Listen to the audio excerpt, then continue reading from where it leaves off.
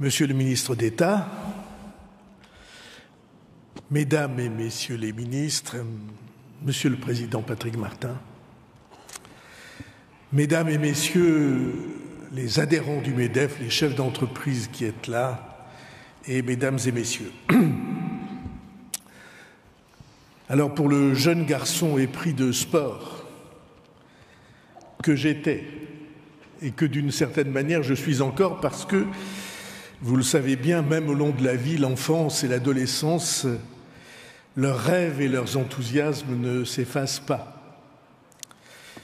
Pour ce jeune adolescent-là, si on lui avait annoncé qu'il se retrouverait un jour sur le central de Roland-Garros,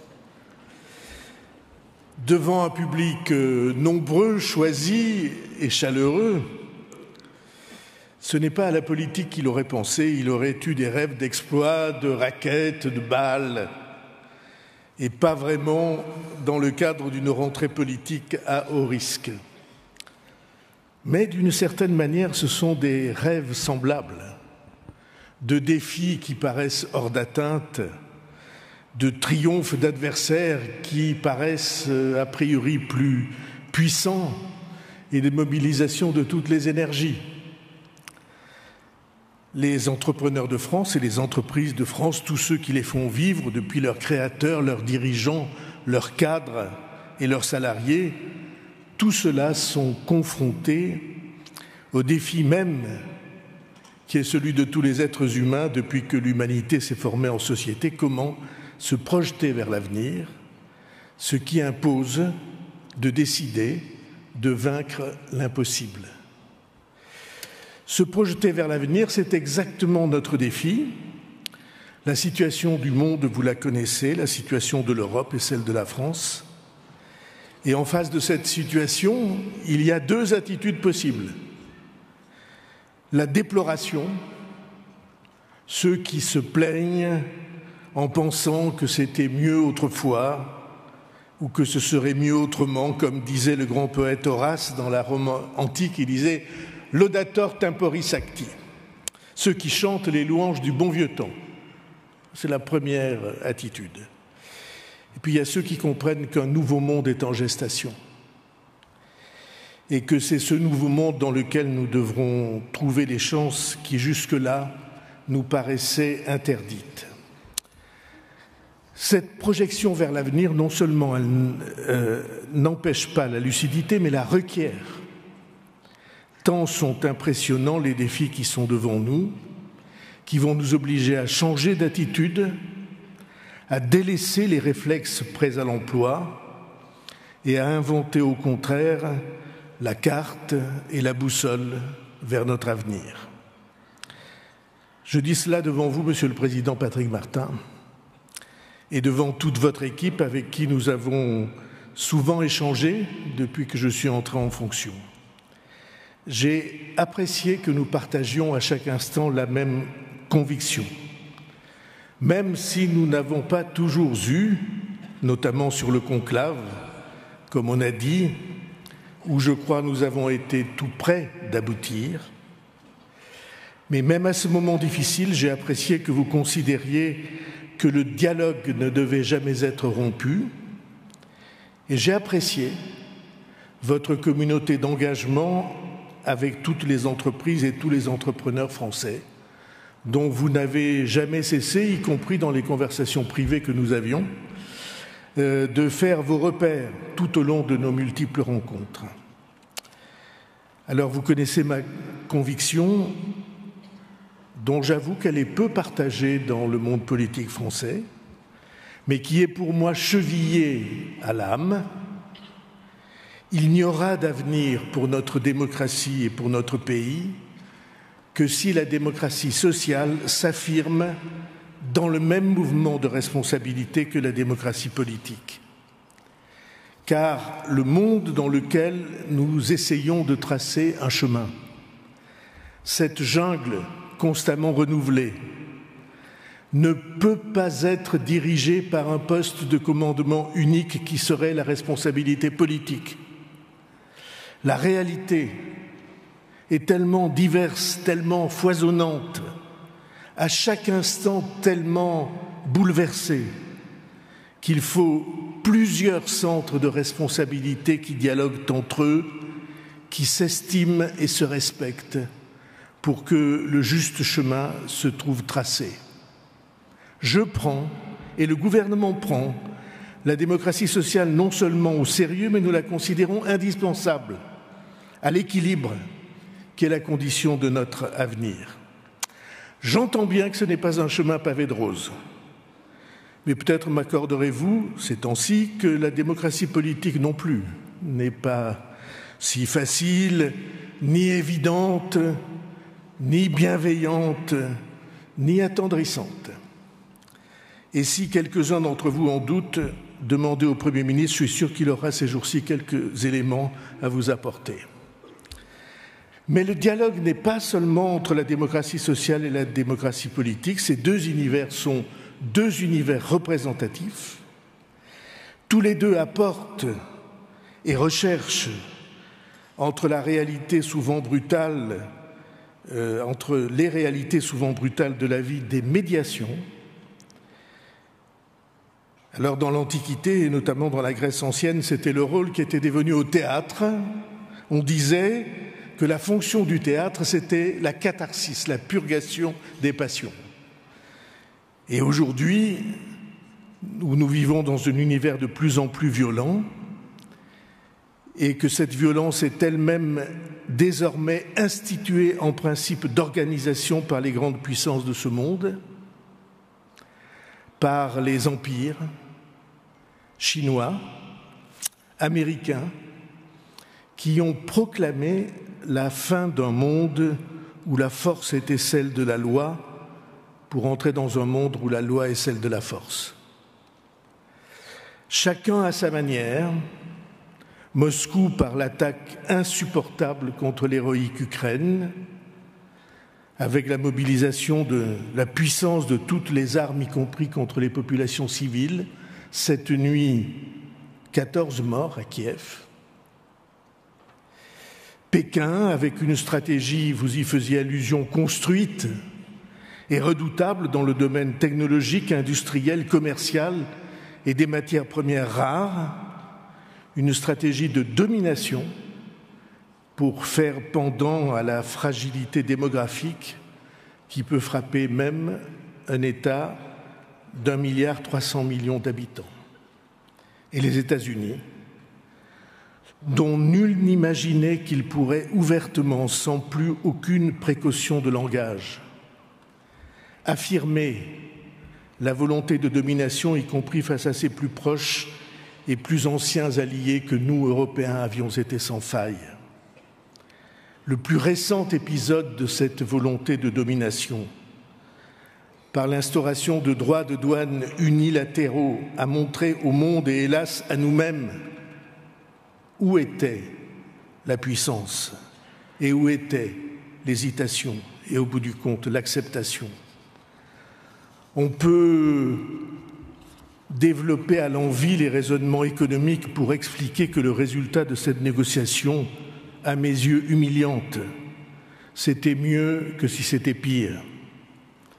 Il demeure un élément déterminant, évident et massif, c'est que l'un a dicté sa loi et que l'autre l'a acceptée, et que tel est aujourd'hui l'état du monde dans lequel nous avons à choisir un chemin.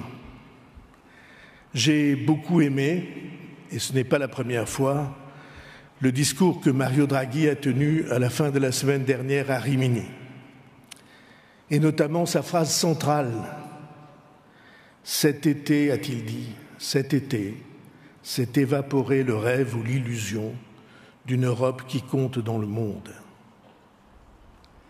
Mesdames et messieurs, le chemin dans lequel nous sommes engagés et que seul le président de la République française a essayé de détourner pour passer de la faiblesse à la volonté de l'Union européenne.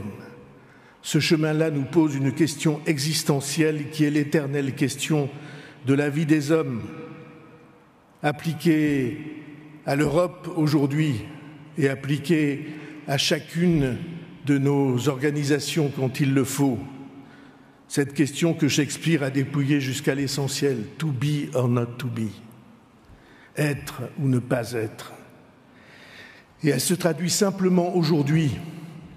Si l'Europe continue à choisir de ne pas exister, ou de n'exister que partiellement, ou de n'exister que velléitairement, de ne pas se battre ou de ne se battre que pour faire semblant, et une fois que la défaite est actée, de se féliciter parce qu'elle aurait pu être pire, alors cela emportera l'affaissement de chacune des parties, c'est-à-dire chacun de nos États, de nos peuples et de nos nations. Et puisque j'évoquais le témoignage de Mario Draghi, cette question de la volonté comme condition de l'existence, c'est celle-là même qui a été traitée dans le rapport Draghi. Préparer l'avenir impose des efforts de dimension conséquente, coordonnés, qui touchent aussi bien aux règles que nous imposerons à nos partenaires et à nos concurrents de respecter comme nous les respectons nous-mêmes, que dans la dimension des investissements nécessaires pour préparer l'avenir, innover et stimuler la productivité. Et cela impose aussi une certaine idée de la France. Notre nation à vocation universelle parce qu'universaliste. Notre nation, certes moyenne par le nombre de ses habitants, mais par la vocation au premier rang des nations du monde, insérée dans la communauté de civilisation que l'histoire et la culture ont construite en Europe et dont nous sommes comptables aujourd'hui et responsables pour demain. Cela entraîne deux impératifs. Le premier de ces impératifs est de mesurer nos atouts, nos forces, à nul autre pareil. Il n'y a pas d'autre puissance moyenne par le nombre qui, comme nous, et il faut d'abord en rendre grâce aux générations précédentes, il n'y a pas d'autre nation qui, comme nous, ait été capable de construire une capacité scientifique, des capacités technologiques, des démarches industrielles, telles que nous existons au premier rang dans l'univers du spatial, en produisant des lanceurs et des satellites qui se déploient sur la planète, dans l'univers de l'aviation, avec les meilleurs avions du monde, aussi bien dans l'univers civil que dans l'univers de la défense, avec les meilleurs hélicoptères du monde, je le dis avec un soupçon de fierté régionale, des sous-marins nucléaires, dans le transport, avec de très bonnes automobiles, même si le cap des mutations est difficile à passer, notamment en raison des concurrences abusives. Une présence reconnue dans tout l'univers intellectuel de la planète, dans le domaine des mathématiques, de l'intelligence artificielle, de la physique, de la chimie, de la pharmacie, de la génétique, de l'agronomie, de l'algorithmique, de la robotique. Et ce déploiement au sommet de la pyramide de l'œuvre humaine, ce ne sont pas des réussites du passé, ce sont des réussites actuelles qui ont tout pour se déployer dans l'avenir. Il n'est pas de nation de taille comparable, et même de beaucoup plus grande taille, qui puisse revendiquer des réussites aussi impressionnantes. Et ces dernières années, depuis 2017, grâce à l'obstination du président de la République, grâce à une politique appuyée sur des événements comme Choose France et des actions puissantes comme France 2030, ces aptitudes se sont encore développées. Hélas, cette médaille qui devrait être brillante a son revers. Et ce revers se traduit, par exemple, dans les chiffres du commerce extérieur. Je me souviens que vous m'aviez invité, alors que j'étais commissaire au plan, pour analyser ensemble ce que nous dit le bilan produit par produit du commerce extérieur. Et le constat que nous sommes obligés de tirer, nous sommes les plus forts dans ce qui est le plus difficile et nous sommes dépassés dans ce qui devrait être le plus accessible si nous avions une volonté coordonnée. C'est le cas dans des domaines aussi élémentaires que l'équipement de la maison, l'électroménager, essentiel le machinisme, les produits transformés. Et ce que le gouvernement affirme devant vous, c'est que le ressaisissement est possible. Alors disons la vérité, personne ne le croit parce que nous continuons à raisonner comme si nous étions obligés comme nous étions obligés de le faire dans le vieux monde, celui qui est en train d'être submergé par la vague des révolutions technologiques. Il y a quelques années, la variable essentielle, c'était, pour les entreprises industrielles, c'était le coût du travail. Tous nous convenions, même à notre corps défendant, de mauvais gré plutôt que de bon gré. Mais nous étions bien obligés d'en venir à la conclusion qu'avec un coût du travail 5, 8 ou 10 fois moins cher en Extrême-Orient qu'il ne l'était chez nous, les délocalisations lointaines ou un peu plus proches étaient devenues inéluctables. Cette variable déterminante, sans doute, elle n'est pas complètement effacée, elle n'a pas disparu complètement, mais elle est en partie en train d'apparaître comme effaçable dans beaucoup de domaines de l'activité de production. L'algorithmique, les capacités de calcul infiniment multipliées par l'avènement du quantique, l'automatisation et la robotique font que nous pouvons entrer de plein pied en vertu de nos capacités scientifiques et technologiques dans la nouvelle ère qui s'avance. Si c'est bien l'algorithmique et la robotique et l'intelligence artificielle qui deviennent le principe d'organisation de la nouvelle ère industrielle, alors nous ne sommes pas dominés par d'autres continents. Le travail jamais interrompu des unités robotiques, des imprimantes 3D, n'est pas plus cher chez nous qu'il ne l'est sous des latitudes éloignées. Probablement même la proximité, la capacité de surveillance, la communauté de langues deviennent-ils des atouts par rapport aux habitudes de travail, des capacités de production délocalisées. Mesdames et messieurs, dans l'ancien état du monde, nous avions perdu la bataille industrielle. Dans le nouvel état du monde, nous avons tout ce qu'il faut pour la gagner. Cela nécessitera bien des conditions. Je voudrais en énoncer quelques-unes devant vous. La première de ces conditions, c'est l'édification d'une stratégie nationale de reconquête productive et commerciale. Dans plusieurs rapports au commissariat au plan, j'ai préconisé que l'on bâtisse hardiment une stratégie de filière, partant de l'analyse méticuleuse produit par produit. Nous l'avons fait au plan sur plus de 1000 produits. Analyse méticuleuse produit par produit de nos déficits dans les domaines où nous pourrions déployer nos aptitudes. Cela impose que soient réunis autour de la table, dans un travail assidu, les pouvoirs publics, États et collectivités locales, les entreprises et particulièrement les grandes entreprises qui ont acquis une connaissance de la production et des marchés, et les innovateurs ou candidats à l'innovation. Les pouvoirs publics peuvent fédérer et organiser, les grandes entreprises peuvent partager leur expérience, par exemple au plan de la commercialisation, et les innovateurs peuvent ouvrir des pistes que l'on croyait jusque-là fermées. Je voudrais insister sur ceci, nous sommes devant un grand effort national qui impose que l'on considère qu'au-dessus des intérêts particuliers, au-dessus même de l'intérêt social des entreprises, il existe un intérêt national auquel chacun peut participer de l'endroit où il se trouve avec sa capacité. Cette entreprise de reconquête exige le dépassement et la mise en commun des capacités dont les pouvoirs publics seuls, ni les entreprises seules, ni les innovateurs seuls ne peuvent assurer la matérialisation. Cette fertilisation croisée, comme on dit en génétique, c'est la condition même de la reconquête du génie français.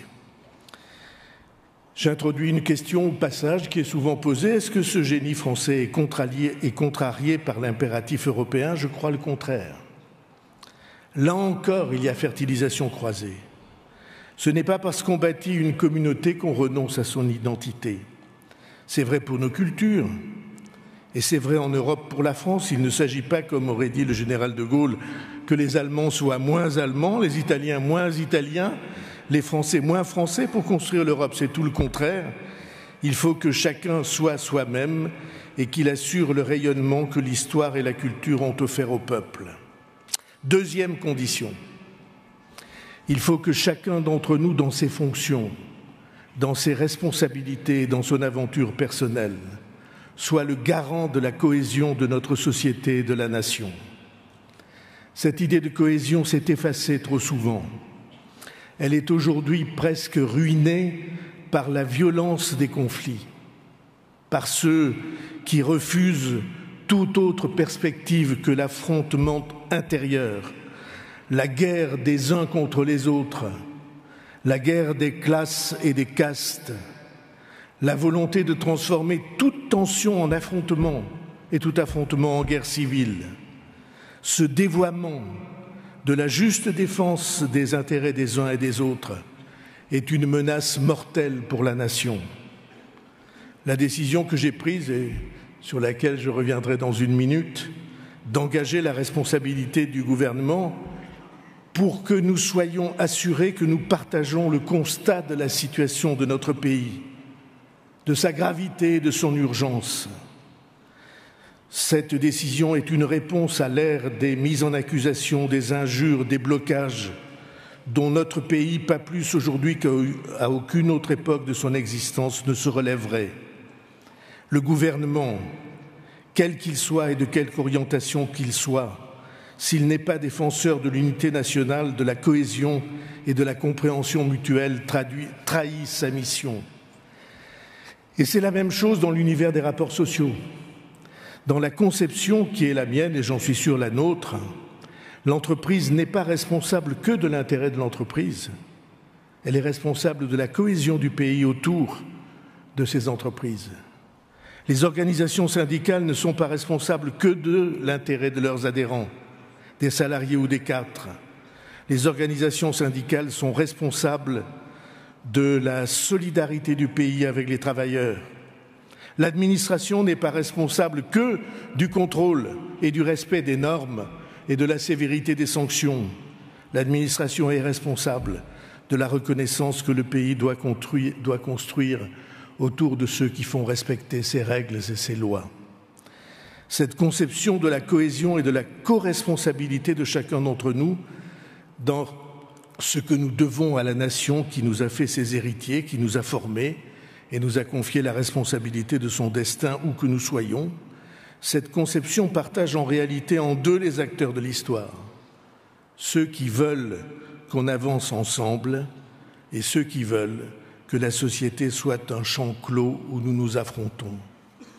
Peut-être y a-t-il eu des époques dans lesquelles chaque pays vivant enfermé dans ses propres frontières, on pouvait considérer que la logique de l'histoire était la lutte des uns contre les autres.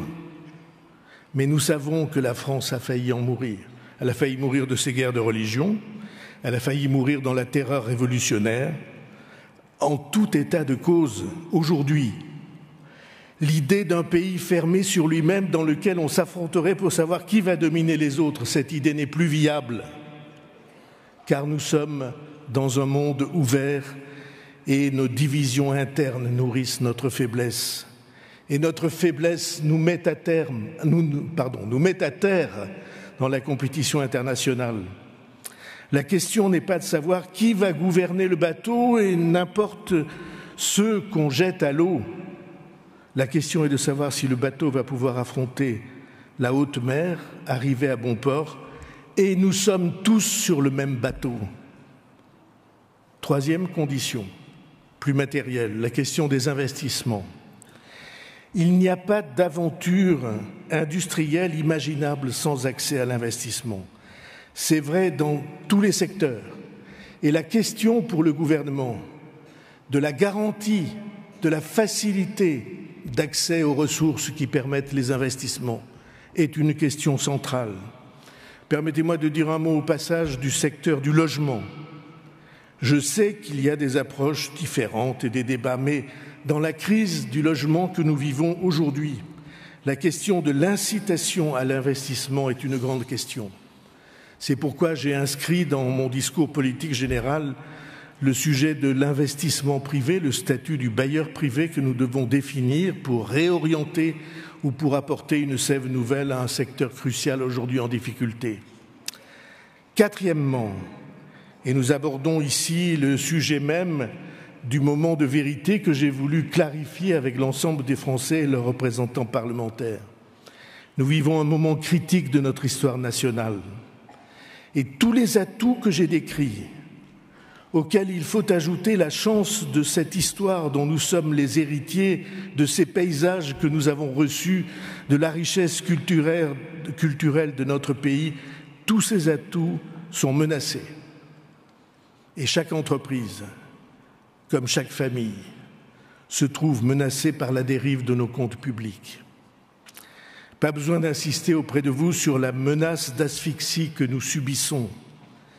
3 350 milliards d'euros de dettes accumulées sur les 50 dernières années. Et ces 3 350 milliards d'euros de dettes nous obligent à mobiliser des sommes colossales et toujours croissantes, toujours plus importantes, pour faire face à nos annuités. Au début des années 2020, c'est-à-dire hier, nous étions à quelques 30 milliards d'euros de charges de la dette pour notre pays. Nous sommes passés à 40 milliards, puis à 50 milliards. L'année dernière, en 2024, c'était 60 milliards. Cette année, ce sera 67 milliards. L'année prochaine, 75 milliards. Et la Cour des comptes nous dit que si nous ne faisons rien, nous dépasserons de loin les 100 milliards de charges de la dette en 2029. Et il y a un autre chiffre très simple pour comprendre ce qui se passe.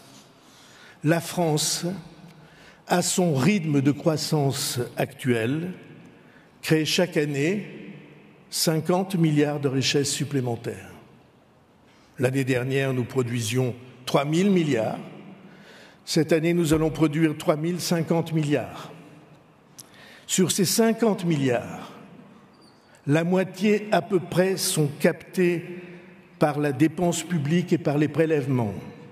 Et sur les 25 qui restent, 10 sont consacrés à la charge de la dette, 10 milliards de plus. Et qu'est-ce qui reste pour la vie du pays ? Alors il y a des gens qui nous disent « c'est pas grave, vous exagérez, cette dette, vous inquiétez pas, on la remboursera jamais ». Et tout va très bien, Madame la Marquise. Cela se trompe et en réalité, il nous trompe. Il suffit de regarder l'exemple de tous les pays qui nous entourent, l'Espagne, le Portugal, l'Italie, sans même aller jusqu'à la Grèce, qui ont été obligés dans les années 2010 à consentir des sacrifices sans précédent pour redresser leurs comptes publics. Et il faut des années pour s'en relever ou pour ne pas s'en relever. Les premiers de ces sacrifices, ils sont immédiats, ils sont parfaitement compréhensibles, parfaitement vérifiables en passant les frontières. On commence par couper dans les retraites, on coupe dans les salaires de la fonction publique et on crée des impôts pour 4 ou 5 points de TVA dans chacun de ces pays. Et qui paie tout cela ? Mesdames et messieurs, ce sont les plus faibles, ce sont les plus fragiles, ce sont les jeunes femmes qui élèvent des enfants toutes seules, ce sont ceux qui ont les salaires moyens et plus encore ceux qui sont dans la précarité. Tous ceux qui n'ont pas voix au chapitre et qu'on condamne parce qu'on refuse d'ouvrir les yeux. Et il y a une deuxième catégorie de population qui est victime, et c'est insupportable si on y réfléchit. Ce sont les plus jeunes. Nous sommes en train d'accepter qu'ils soient réduits en esclavage en les obligeant pour des décennies à rembourser les emprunts qui ont été décidés le cœur léger par les générations précédentes. Et il y a plus vicieux encore que cet héritage que nous allons leur laisser, il y a plus obscène. Un certain nombre de ceux qui sont responsables dans leur génération de cette situation ont réussi à convaincre les plus jeunes qu'il fallait qu'ils manifestent pour demander encore plus de dettes. Ça me rappelle, vous savez, ce grand roman d'Orwell qui s'appelle 1984. La liberté, c'était leur devise, la liberté c'est l'esclavage. Et cette guerre de génération est un des stigmates les plus révélateurs de la désinvolture de notre époque à l'égard des responsabilités qui sont les siennes. Voilà la question que j'ai décidé, et le gouvernement avec moi, d'affronter depuis les premiers jours en parlant d'Himalaya des difficultés, avec une conviction que je vérifie tous les jours. Si nous choisissons le redressement, il faut que nous consentions comme peuple des efforts importants mais supportables de freinage de nos dépenses. Ce n'est pas l'austérité, contrairement à ce qu'on dit. C'est un freinage des dépenses supplémentaires pour que le pays se ressaisisse et pour que, après encore 3 années supplémentaires, si nous sommes sérieux et respectueux des plus jeunes, nous en reviendrons à l'équilibre de la dette, c'est-à-dire au point où la dette ne grossit plus chaque année. Voilà le plan, et voilà ce qui justifie les 44 milliards de maîtrise que nous avons proposés et qui sont l'étape nécessaire sur le chemin du rééquilibrage. Nous avons indiqué précisément les propositions qu'on pouvait faire, qu'on pouvait imaginer pour arriver à cet équilibre. Ces propositions peuvent toutes être discutées. Elles sont amendables à condition qu'elles ne remettent pas en cause le résultat de l'effort nécessaire. Mais ma conviction, ma certitude, c'est que cette volonté ne peut pas exister sans prise de conscience des Français. On l'a bien vu depuis des semaines.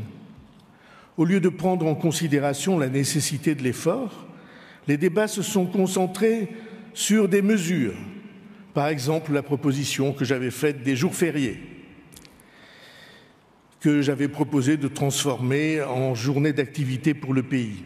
Alors il faut vous donner la mesure de ce débat pour voir sur quoi on s'est concentré. Sur les 44 milliards nécessaires, les jours fériés, c'est à peine plus de 4 milliards. Si quelqu'un pense qu'on peut chercher d'autres jours fériés, soit. Si quelqu'un imagine d'autres moyens, je suis ouvert à la discussion. Mais je pense qu'il y a de grands progrès à faire, et par exemple que c'est une remarque de bon sens que le mois de mai est le mois le moins travaillé de l'année, en dehors des 2 mois de l'été. Une politique nécessaire, urgente, ne peut pas se mettre en place si les Français n'en partagent pas la nécessité. Sans ça, c'est l'épreuve de force, avec la stigmatisation, la mise en accusation des responsables, accusés de défendre des intérêts particuliers, par exemple ceux du patronat ou ceux des riches, alors qu'il s'agit de la sauvegarde du pays, alors qu'il s'agit purement et simplement et élémentairement de la sauvegarde de la France. Et je n'accepte pas que cette sauvegarde soit transformée en guerre du haut contre le bas, des pouvoirs contre les Français. C'est cet impératif de prise de conscience de la cohésion du pays nécessaire que permet seul l'effort partagé qui m'a conduit à la décision que vous savez et qui sera tranchée le 8 septembre. J'ai dit effort partagé et cohésion du pays. Je veux affirmer devant vous qu'il n'y aura cohésion autour de l'effort que s'il y a justice. Permettez-moi d'illustrer devant vous 2 chapitres de cette justice. Un débat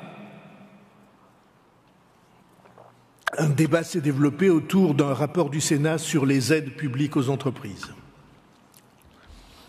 Et j'entends bien que les 211 milliards que le débat a additionnés des aides publiques aux entreprises a ajouté les unes aux autres des réalités complètement hétérogènes entre elles.